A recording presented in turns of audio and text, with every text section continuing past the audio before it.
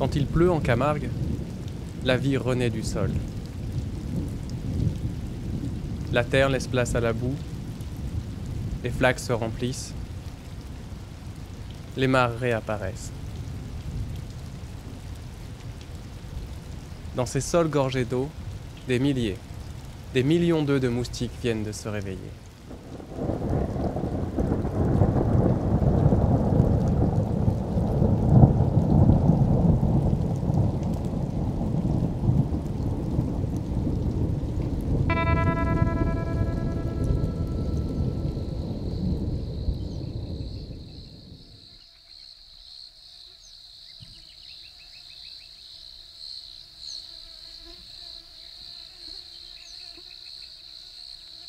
Les Aedes, et plus particulièrement Aedes caspius, sont les moustiques rois des zones humides.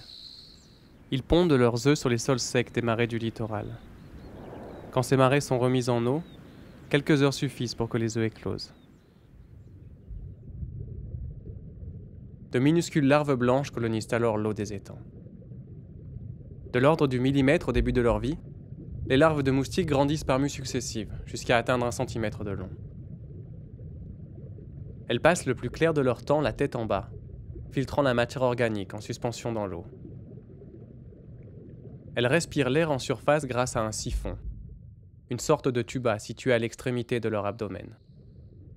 Au bout de 4 à 5 jours, quand la température est favorable, la larve se transforme en nymphe. Dans ce cocon de quelques millimètres, l'animal aquatique va se métamorphoser en insecte volant.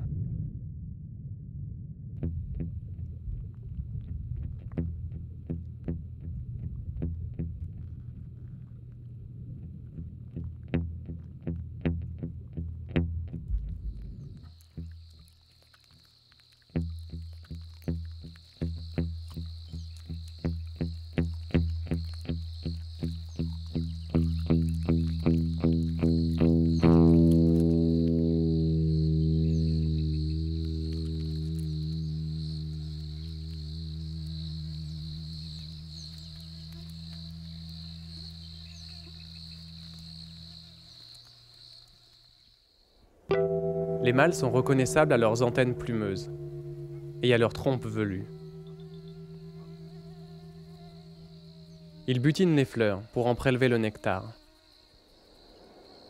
Les femelles ont des antennes lisses et une trompe bien plus effilée.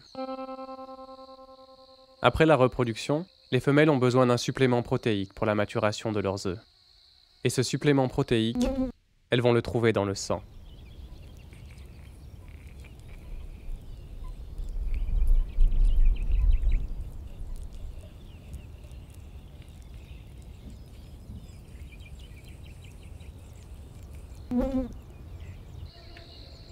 Ce besoin les pousse à attaquer tout ce qui bouge. Oiseaux, mammifères, batraciens. La majeure partie de la faune locale subit les piqûres quotidiennes, sans avoir les moyens de s'en plaindre. Mais il est une des victimes des Aedes qui ne supporte pas ces agressions permanentes. C'est l'homme. Et quand l'homme est contrarié, il agit. Ainsi, dans les années 60, un vaste programme de démoustication du littoral du golfe du Lion est lancé. C'est une des conditions sine qua non d'un grand plan de développement de la côte. D'immenses stations balnéaires apparaissent dans les marais du Languedoc. Dans les marais de Fos-sur-Mer, un énorme complexe industriel sort de terre.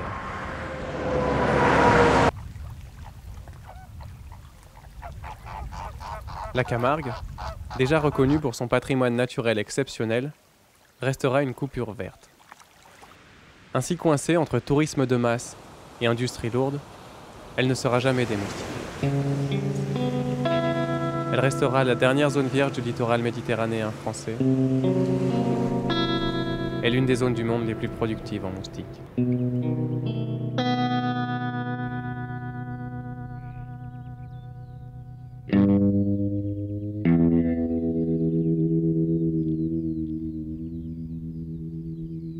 Cette surproduction de moustiques est due à la présence d'immenses zones humides temporaires. Leurs sols peuvent contenir jusqu'à 100 000 œufs au mètre carré. les remises en eau de ces milliers d'hectares provoquent des éclosions massives. Ces submersions sont causées par 3 phénomènes naturels. Les pluies, principalement au printemps et en automne, les coups de mer, les entrées d'eau maritimes dans les lagunes proches du rivage, et plus marginalement les inondations, causées par les débordements du Rhône.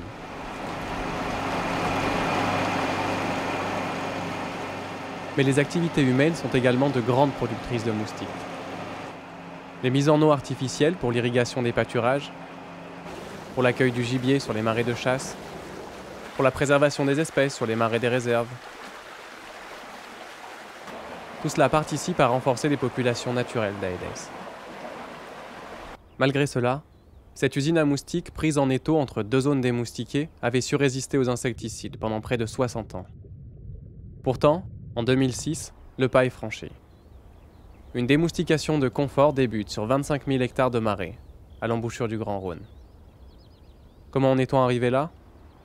Quand on parle avec des vieux Camarguais qui ont connu, qui travaillaient en Camargue il y a 50 ou 60 ans, ils décrivent tous quelque chose d'apocalyptique qui était le travail. Les vendanges, le repiquage du riz, agressé par les moustiques en permanence, c'était l'horreur. Et donc, je dirais qu'il y a eu une époque où on était agressé par le moustique pendant le travail, maintenant on est agressé par le moustique pendant les loisirs. C'est intéressant parce qu'en plus, un loisir particulier, on voudrait pouvoir prendre dans le pastis le soir, dehors, etc. Aujourd'hui, l'agriculteur, quand il est dehors, il est dans la cabine du tracteur qui est climatisée, qui est avec quelquefois la musique en stéréo, etc. Il ne souffre pas du moustique dans les champs, donc il aimerait bien le soir vivre comme les urbains ou comme les périurbains, c'est-à-dire pouvoir prendre son apéro dehors. Je crois que cette demande de démoustication de la part de la population vient du fait qu'en France aujourd'hui, les modes de vie ruraux et urbains se mélangent. On ne peut plus dire qu'il y a un mode de vie spécifiquement rural, un mode de vie spécifiquement urbain. Tout le monde veut à peu près cette espèce de mode de vie de classe moyenne qui a des... évidemment qu'il y a des rituels, notamment l'apéro sur la terrasse, etc. À cette évolution de la population camarguaise viennent s'ajouter d'autres phénomènes. Il y a une pression qui est liée,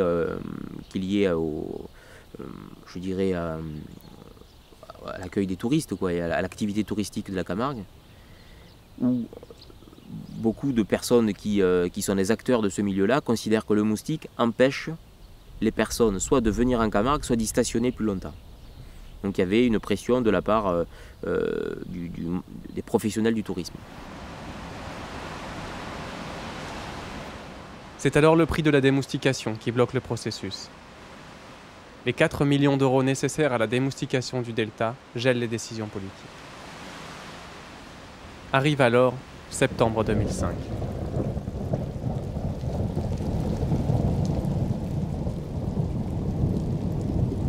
Après 4 mois de sécheresse, la pluie s'abat sur l'ensemble du littoral du golfe du Lion. Des milliers d'hectares de marais asséchés sont remis en eau simultanément. L'éclosion qui en résultera sera la plus importante depuis 60 ans.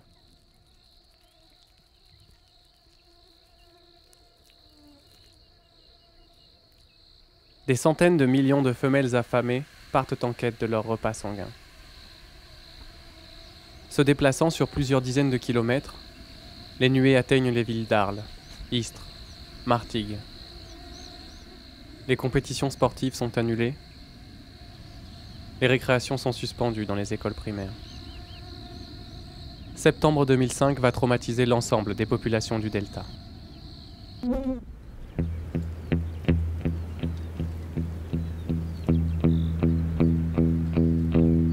Quelques mois après cette pullulation exceptionnelle, une épidémie de chikungunya fera 97 victimes sur l'île de la Réunion. Le vecteur de la maladie est Aedes albopictus, un moustique absent de Camargue. Au vu d'une éclosion importante en 2005, au vu des crises chikungunya, des crises grippe aviaire, même si la grippe aviaire n'a absolument rien à voir avec le moustique, les décideurs considèrent qu'il ne faut pas prendre de risques et que donc il faut entamer une démoustication. Alors, on peut analyser, on peut dire aussi, enfin moi c'est mon analyse, c'est que on a peut-être utilisé cet argument sanitaire pour accélérer la démoustication qui était pour d'autres objectifs. Moi je l'ai entendu dans les réunions, hein, profitons de l'effet chikungunya pour démoustiquer la Camargue. C'est-à-dire que les gens savent très bien que le chikungunya ne concerne pas la Camargue, mais si ça peut accélérer la prise de décision pour notre confort, entre guillemets, faisons-le. Je pense que là on est peut-être plus près de la réalité.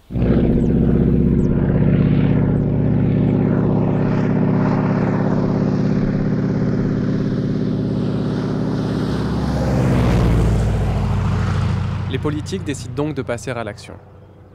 On débloque 1 million d'euros pour la première année d'une démoustication expérimentale. La commande de ces traitements est passée à l'EID, l'entente interdépartementale pour la démoustication, déjà en charge des traitements dans le Languedoc et Fos-sur-Mer depuis 50 ans. À partir de fin août 2006, 25 000 hectares de marais seront traités au BTI après chaque remise en eau.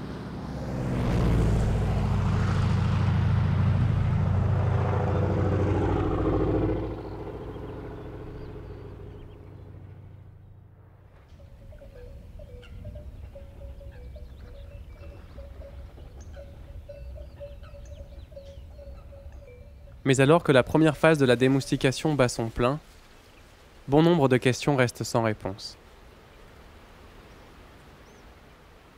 L'importance des AEDES au sein des chaînes alimentaires est l'une d'elles.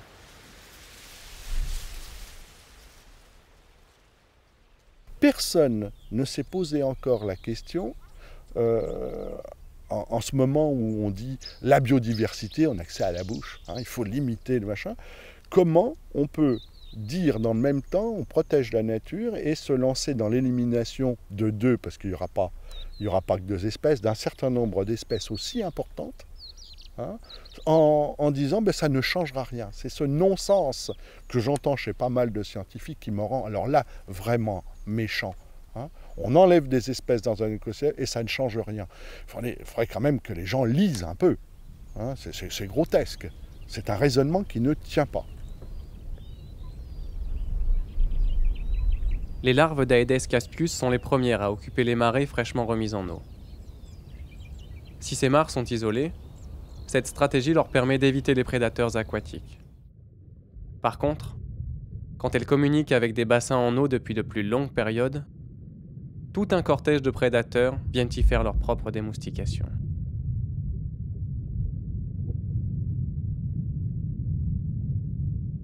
Certains chassent à l'affût, comme cette larve de libellule.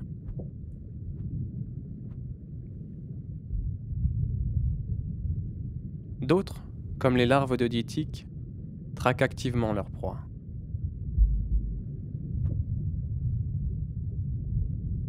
Mais si la stratégie des AEDES semble efficace, aucune étude ne s'est encore intéressée à leur importance réelle dans le régime alimentaire des prédateurs aquatiques. Les suppositions vont bon train, mais le mystère reste entier.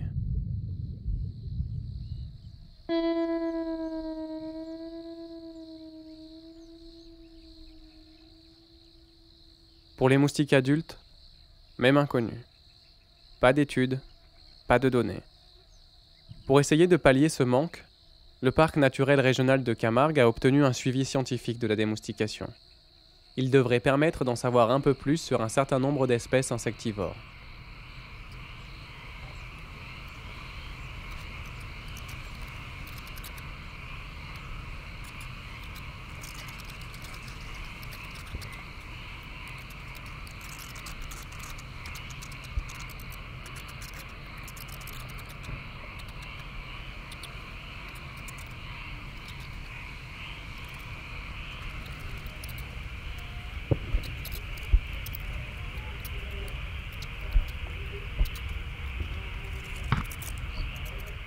À la tombée de la nuit, des centaines de milliers de chauves-souris quittent leur refuge diurne pour aller chasser. En automne, au moment des grosses éclosions d'Aedes, elles constituent des réserves de graisse pour passer l'hiver. Chacune d'elles peut alors consommer en une nuit une quantité d'insectes équivalente à 3000 moustiques.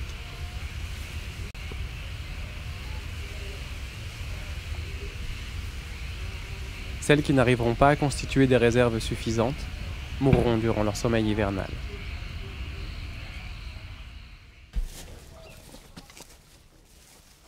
La Camargue abrite les plus grosses concentrations françaises de chauves-souris. Le lien entre ces énormes populations et des quantités phénoménales d'Aedes semble évident. C'est ce que Mathieu Chamboulero et le groupe Chiroptère de Provence tentent de prouver. Donc le but en fait ici c'est de récupérer une quinzaine de crottes par espèce et par mois. Et c'est le minimum de crottes nécessaire pour faire une analyse.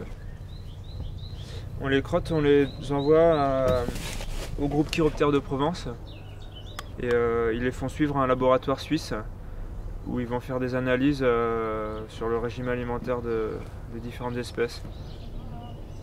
Toutes les chauves-souris sont des espèces protégées par la loi, donc la France a des obligations de conservation de ces espèces-là. Donc si on met en place des programmes de démoustication qui mettent en péril leur conservation, là on est vraiment en contradiction avec nos obligations. A priori, je pense vraiment que ça peut avoir des conséquences dramatiques sur ces espèces.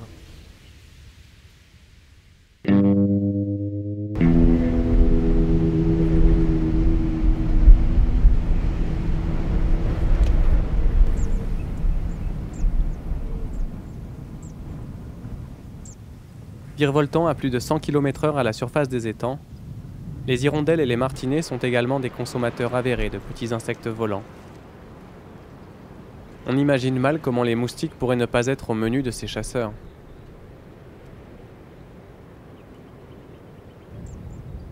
Or, les populations de ces oiseaux se réduisent un peu plus chaque année. Pour les hirondelles de fenêtre et les hirondelles rustiques, les diminutions d'effectifs sont dramatiques. La démoustication pourrait donc affaiblir ces espèces déjà sur la sellette. Une équipe de la station biologique de la Tour du Valat est chargée de mesurer ces effets. En mesurant la fréquence des allers-retours au nid, ces biologistes obtiennent une estimation des difficultés de chasse des hirondelles. Plus les intervalles sont longs, et plus les proies sont rares. L'analyse du guano des hirondelles de fenêtre permettra de mieux connaître leur régime alimentaire. Associé à un recensement des colonies, ces données devraient permettre de mesurer l'impact de la démoustication sur ces espèces.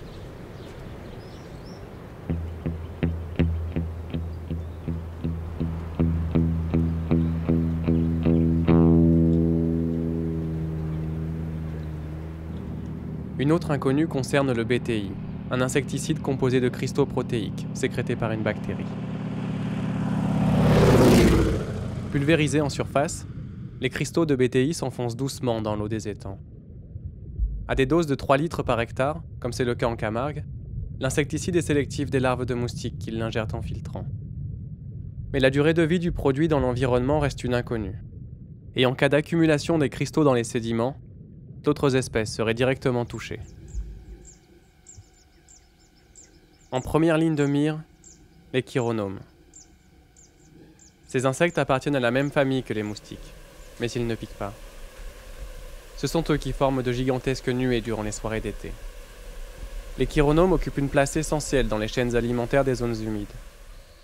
Mais à partir d'une dose de 8 litres par hectare, le BTI devient mortel pour ces insectes. Leurs larves vivent au fond des étangs. Ce sont des détritivores qui se nourrissent de la matière organique de la vase. Ils sont consommés par une multitude d'animaux.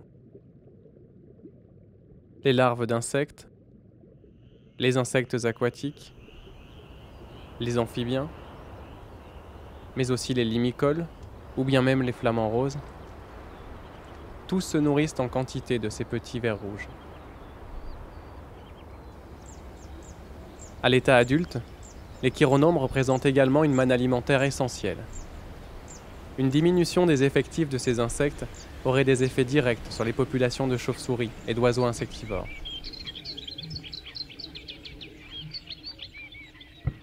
Parmi eux, les passereaux paludicoles sont avec les hirondelles et les martinets les principaux consommateurs de petits insectes volants.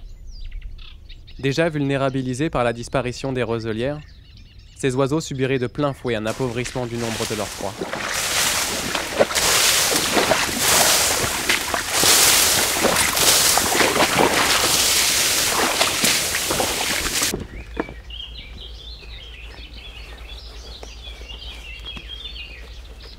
Les chercheurs de la station biologique de la Tour du Valat effectue des recensements des insectes des roselières.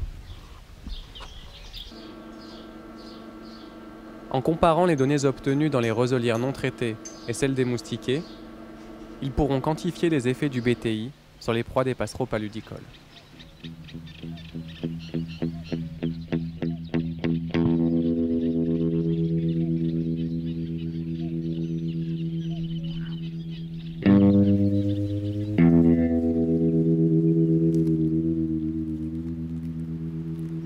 Mais toute utilisation massive d'insecticides est confrontée au même problème, l'apparition de résistance. Les mutations qui conduisent aux résistances existent tout le temps dans la nature. Il y a toujours des mutants sur des populations aussi larges que ça. Et quand par hasard, il y a un mutant qui est adapté à un nouvel insecticide qui est utilisé, donc celui-là ne va pas mourir et va se reproduire et transmettre la mutation à sa descendance. Donc c'est comme ça qu'on sélectionne des moustiques résistants. Généralement, les moustiques résistants aux insecticides ne se portent pas très bien parce que les mutations sont ce qu'on appelle coûteuses. C'est un fardeau pour le moustique que de porter ces mutations. Donc en situation où il y a de l'insecticide, évidemment, même si c'est coûteux, il survit et il se reproduit. Mais en situation où il n'y a pas d'insecticide, il perd la compétition avec des moustiques sensibles. Donc garder des réservoirs de moustiques sensibles, ça permet d'avoir une dilution de la résistance par les moustiques sensibles qui prennent le pas sur les résistants.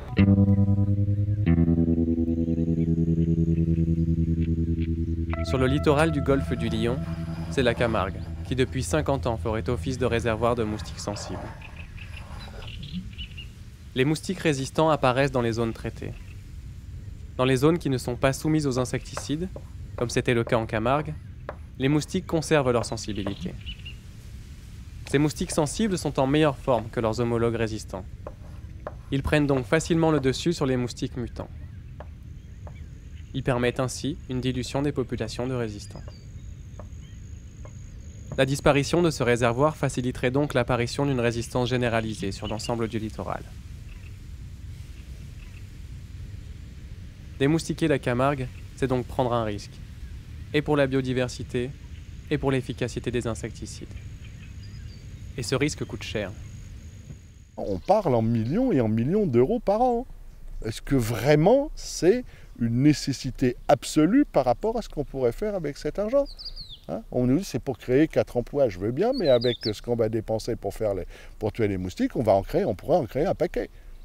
On pourrait même créer des brigades spéciales qui les tueraient à la main. Voilà, donc c'est un peu, on nous prend un peu pour des couillons, comme on dit ici.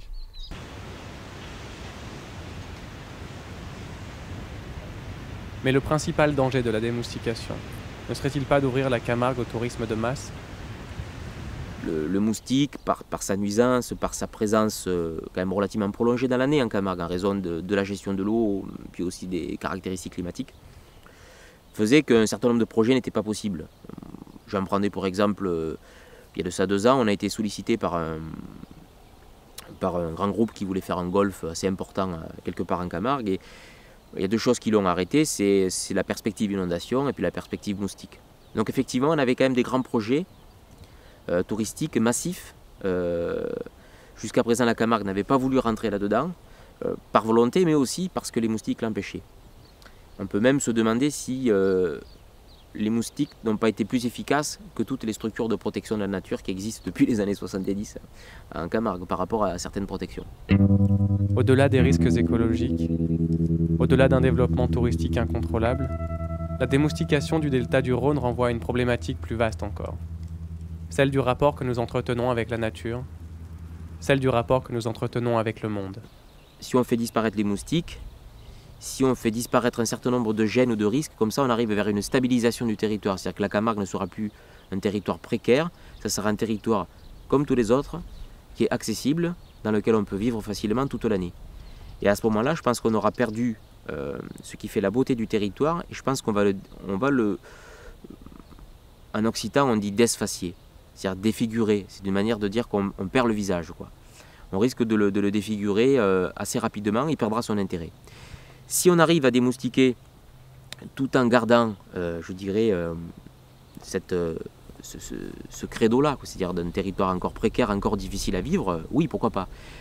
Mais j'en doute parce que après des pressions vont arriver, elles seront très fortes. Et je ne sais pas si aujourd'hui il y a des volontés partout pour les bloquer, quoi. Je ne les sens pas, enfin aujourd'hui ça peut bouger ça dans quelques années. Mais là sur le court terme, je suis quand même pas très très optimiste. Mais ne soyons pas tristes. Tout cela est déjà arrivé des centaines de fois. On éradique les contraintes, le prix du foncier augmente, les maçons s'activent, les paysages changent.